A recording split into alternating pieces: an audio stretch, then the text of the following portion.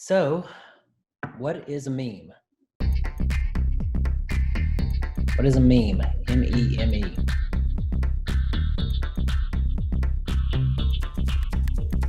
Welcome, new students. My name is Brad Conaway. I'm an instructor here at Ole Miss, and I teach in the School of Journalism and New Media. I teach a bunch of classes on digital marketing and social media. Yeah, we talk a whole lot about memes. So we're gonna go over a couple of things here today, and just kind of welcome you into the kinds of things that we like to talk about. So let's get started. What is a meme? Let me pull this back just a little bit. Well, there's a couple of different ways to explain this, right? So there's a dictionary definition, and then a more kind of standard, what we understand as a meme. This is what we know as a meme, right? This is the impact font over a picture. When you think of memes, you think of something like this, right? But that's not really what a meme is. What the idea, and you may have even heard of memetic or meme theory. That's not what. So what is that? When we talk about meme theory, we're talking about memes as an element of a culture or system of behavior that may be considered to be passed from one individual to another. So this is a knowledge that is passed from one person to another without the use of genes. So if I showed you how to make a peanut butter and jelly sandwich, that would be a meme, okay? The meme is me I'm passing on the knowledge without the use of genes, okay? So it's a wide kind of overview of what memes are, but they've come to mean something a lot different in our culture, right? When we think of memes, we think of a humorous image, video, piece of text that is copied, and I don't think copied is the right word here. I think evolves, right?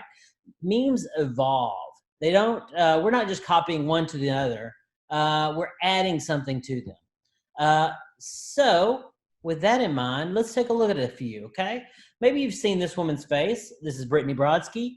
And you've seen these little memes that she's featured in with her face saying, the idea of having a loving partner versus dating, the idea of saving money versus buying anything I like in order to produce one singular molecule of serotonin. So you kind of get the feeling, what her faces represent, right? And most of you guys of your age probably know where this comes from. But if not, and then there are this series where it's just a series of letters, and then you complete the sentence. So it's an evolution, right? This is a different branch of the kind of memes that feature her face. Where did it come from? It all came from this video. And this is the video of her trying kombucha for the first time. And let's take a look. It really smells like a public restroom. It smells like a public restroom. You know what?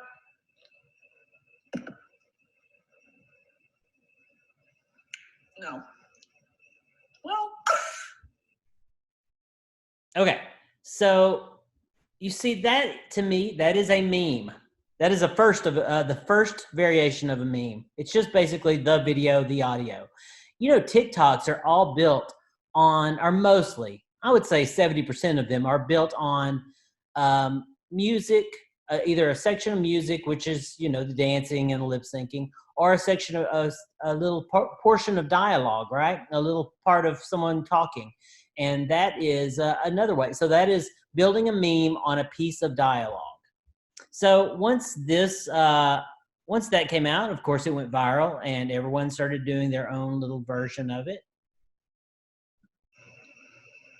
It really smells like a public restroom. Copying it.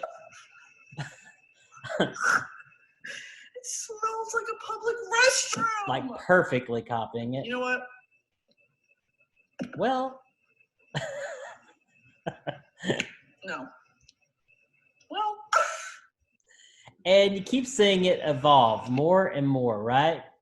More and more versions of it. It really smells like a public restroom. It really smells like a public restroom. This one is a what if Sims did it, basically. Booba's Nazi Turkey Nurgler. Booba Noobie.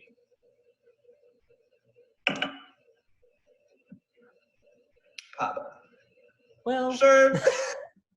okay, and so you can see it's evolving, right? It's evolving on all of these different ways that slightly change the meaning and slightly take advantage of what we've all seen, that original kind of version. Couple more just really quickly. It really smells like a public You can see someone do edit this, which is kind of that function of TikTok. It smells like a public restroom. And so they're just the right arm, which is great. And then we have, what is this other one? I think it's the artist rendering. Oh, let's go back to the artist rendering. It really smells like a public restroom. Okay.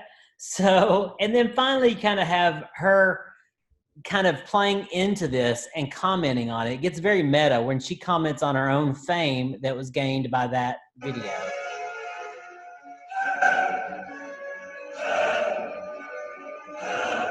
She's very, very smart in that she is making fun of what she's famous for. And same thing here. She's in the supermarket. She sees kombucha.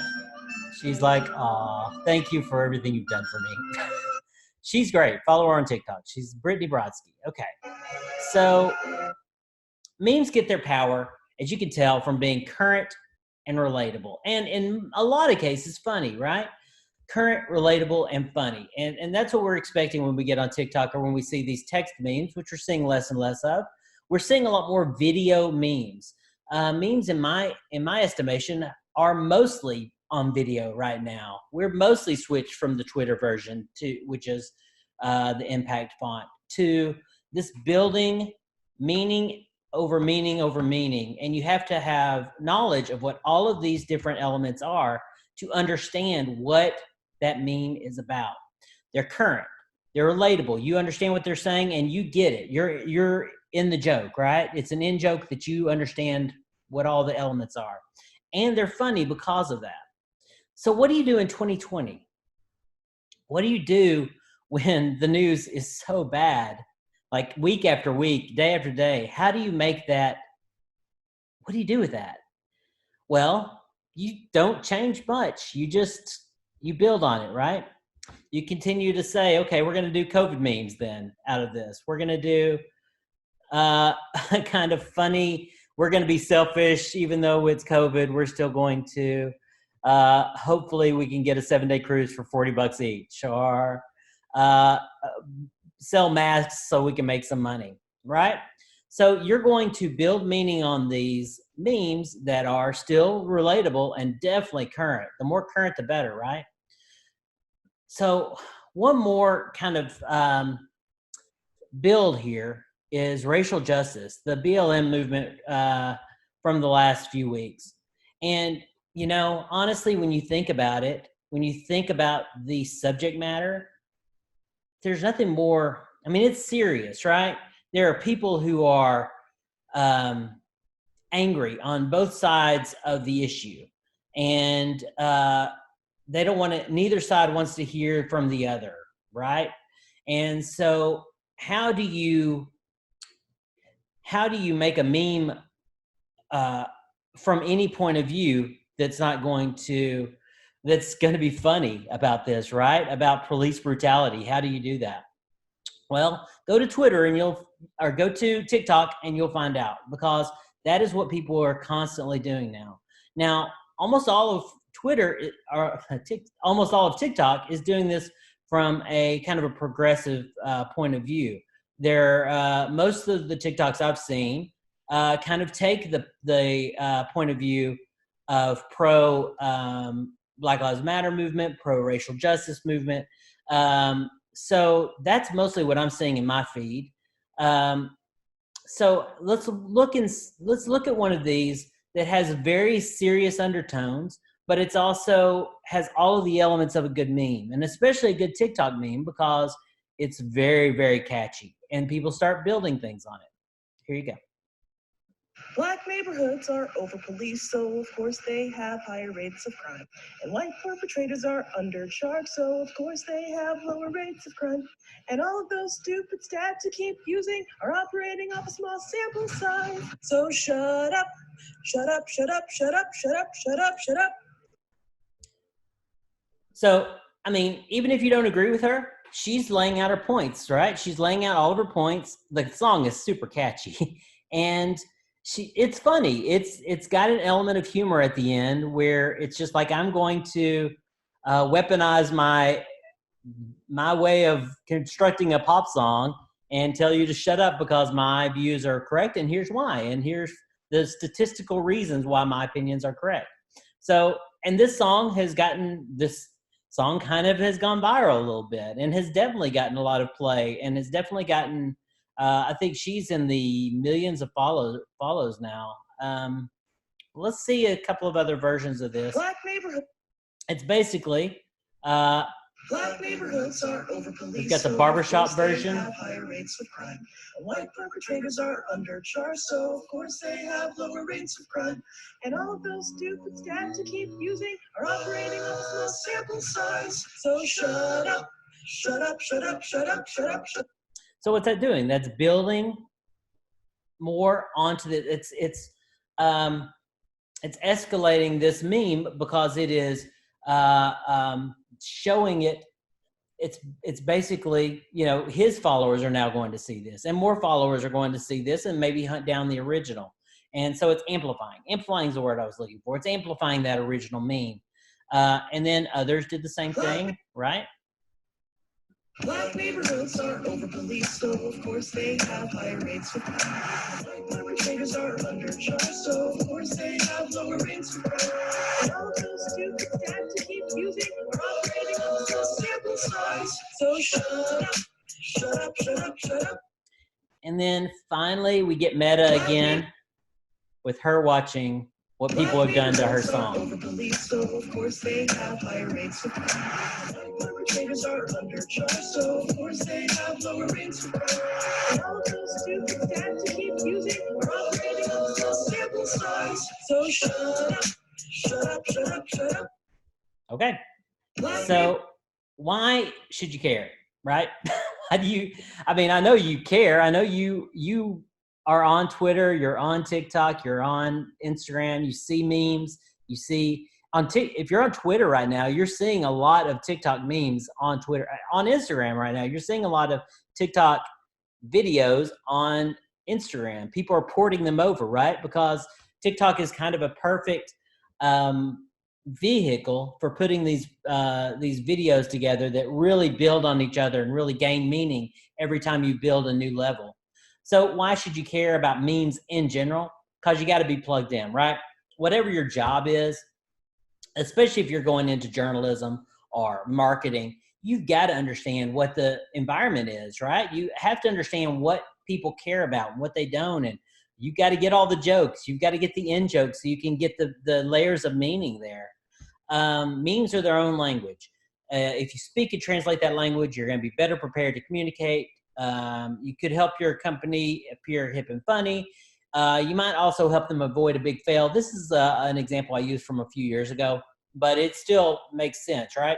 If you don't know who this little green guy is here, this is Pepe the Frog. He was just a little goofy little internet cartoon meme until he started being used a lot by like white nationalists and white separatists and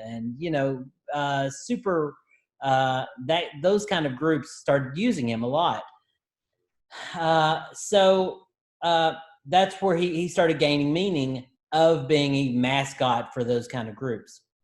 So when you think about like companies that are really good at social media, you might think about Wendy's. Wendy's is really good at social media, right? They have a voice on Twitter. They're funny. They're rude. They're a little bit mean, but still in a funny way. So Wendy's is someone who you would think would understand, would get it, right? but even they're going to make mistakes every once in a while. In 2017, social media user asked Wendy's if you've got any memes, and the chain responded by posting a mashup of Wendy and Pepe the frog. Say Pepe? I think I said Pepe. The problem was that Pepe had evolved into a mascot of the alt-right and white nationalists kind of groups. Wendy's is often cited as one of the best Twitter brand accounts, but even they work hard at keeping up with what's going on now. The internet moves very, very, very fast. And I mean, here we are 3 years later, and Twitter memes are nowhere near as powerful as TikTok memes right now, right? So you have to move along with what's going on in social media. And that's why we study it. That's why we try to figure out what's going on now and where are things going in the future. That's how we can help you with this program. Internet memes in reality are the new way of communicating. Knowing that language is a marketable skill. You can help your employer make money, or yourself, you can make money. More importantly, avoid a massive PR fail, which we do not want. So that's the kind of thing we can learn here, guys, is how to keep up, how to keep tapped in with what's going on right now. That's the kind of stuff I teach in my classes, and we teach as a school. We talk about going viral. We talk about language of internet and meme understanding, knowing how to tell excellent stories with just the camera in your pocket. A lot of classes dedicated to that, which is such a good skill. Those and so many more. I'm so excited that you guys are coming to UM. It's going to be a weird first couple of semesters, I am sure. Hopefully you will get to go into classrooms and be in a dorm at some point. But celebrate, embrace the uniqueness, embrace the weirdness, and use it to really learn a lot of this stuff that's going to help you in your future. Thank you guys very much. Again, I'm Brad Conaway, and look me up when you get to school and come by and say hello. Thank you guys. Bye, and have a great rest of your day.